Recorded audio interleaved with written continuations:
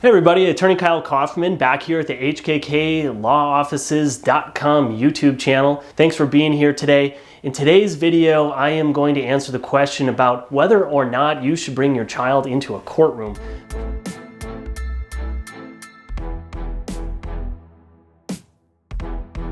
Before I get into that content, however, I'd love for you to click down below and like this page and subscribe, share it with your friends, family, and others who might benefit from watching our channel.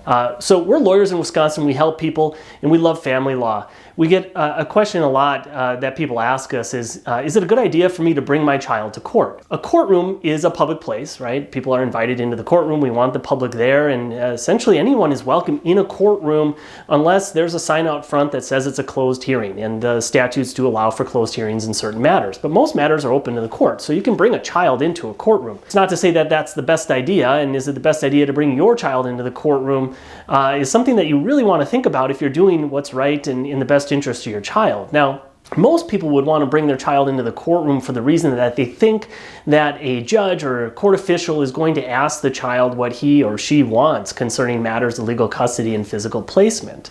So if we start with the premise that you can bring a child in, is that really the best thing to do? Do you want the child to be there in front of mom, dad, and other family members talking about certain issues? It's probably something that you'd want to really talk to a lawyer about before making a decision to do that, because a court official may look at you as you bring a child into the courtroom and think, what are you doing bringing your child right into the middle of this issue and having to deal with these adult things, okay? So the best answer to that question is, can you bring a child, is really think about that first. Now, in my experience in doing this in several years is that the court officials don't want the child really to be in the courtroom. Now, there are cases over time that has been allowed in different circumstances, but it's really very limited. You want to proceed with caution. Make sure that you get approval to do that ahead of time if that's something that you want to do. I mean, if your intention is to have your child testify,